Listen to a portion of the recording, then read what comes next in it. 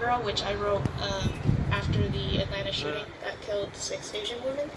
Um, so here we go.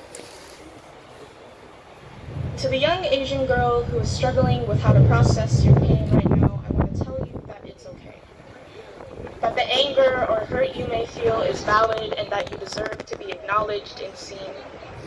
To the young Asian girl who wants to speak up but finds that your voice gets lodged in your throat and you feel as though you can't breathe, I am sorry. I am sorry for the pain you are in right now, and I know that you hate crying, but it's okay if you have to. Crying will not make you weak, and you will not be playing into that sick stereotype of a submissive Asian woman. So allow yourself to feel, to scream, to rant, allow yourself to heal because you deserve it. To the young Asian girl who feels fetishized and sexualized, you are human. You deserve to feel safe in your own skin, and I'm sorry that that sense of security was stolen from you, but know that you can take it back because you are stronger than what you may think right now. To the young Asian girl who feels ignored, who feels like people won't listen to your warnings or protests unless someone gets hurt or ends up murdered, your voice matters. It always has and always will, and people will eventually be forced to listen to what you have to say. So do not silence yourself for the comfort of others. To the young Asian girl who knows that this type of violence isn't new, who knows the history of Yellow Peril, the Chinese Exclusion Act, and countless other times Asian bodies have been brutalized and beaten throughout history, please stay strong. It may feel like you want to give up, that people will forever choose to stay ignorant, but in that case, please put yourself first. It is not your job to educate others on your pain or your history. You are not a resource. You are a human being and deserve to be treated as such. To the young Asian girl who feels exhausted and drained and can't help but feel like you're drowning in the news of the daily hate crimes you see online, it is okay to unplug, to log off, to return to yourself and find peace with your loved ones. To the young Asian girl writing this poem as a form of healing and processing, know that you are loved, that you are appreciated, that you are not a model minority or a scapegoat or a fetish. Know that feeling pain doesn't make you weak. Know that you are allowed to rest and heal for however long you need. And that's the end of my first poem.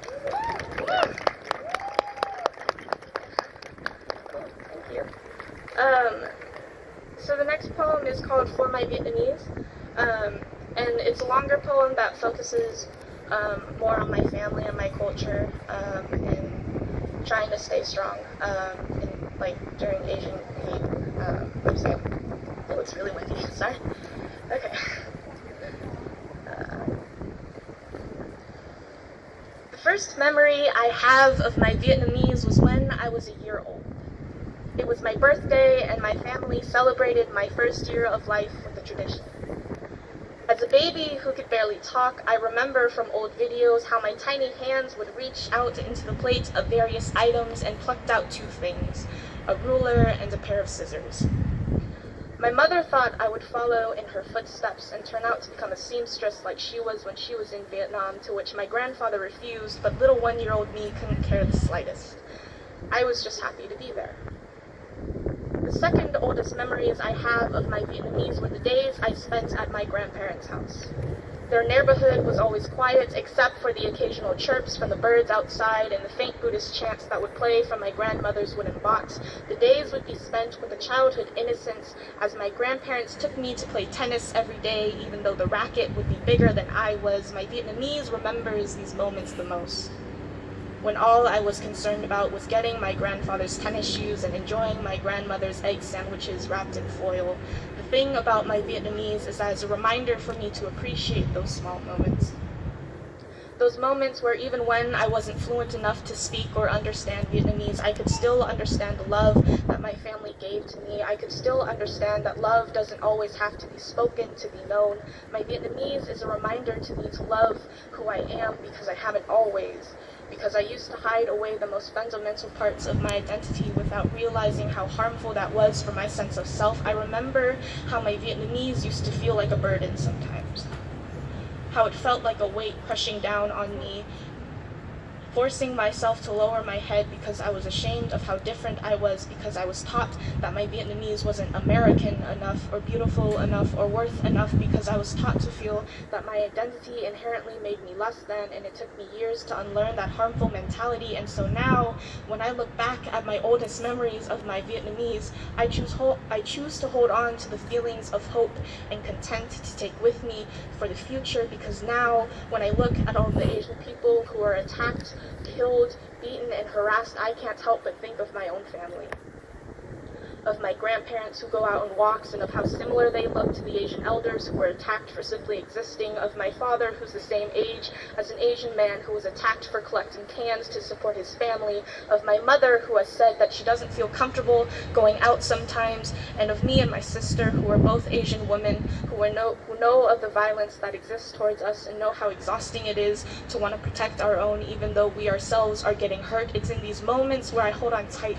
to my Vietnamese, to ingrain the memories of my childhood into my soul so I don't constantly lose myself in this endless cycle of hurt. My Vietnamese reminds me of strength, of how quick my family is to help one another and would bend over backwards to ensure that everyone is okay. My Vietnamese reminds me of love, the love that exists in those seemingly insignificant moments, like when my fingers dry from the starch on the wrappers used to make jaya with my mother as she passes down Vietnamese reminds me of hope, that while I may stay silent at family gatherings and find myself grasping at air trying to find the right words to speak, I am always greeted with a welcoming smile, a gentle hug, and warm food. And so I find myself thinking of my 1-year-old self, who couldn't understand what was happening around her, but was happy being in the company of her loved ones. In those moments where you find yourself at a loss for words and a heart that is hurting, please return to the place you know best,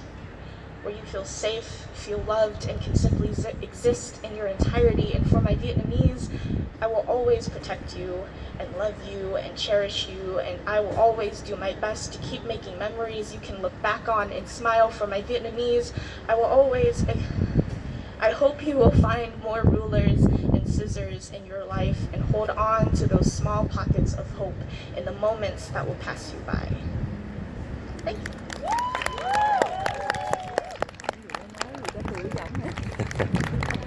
Cái bài thơ của đó bà chưa đọc hả?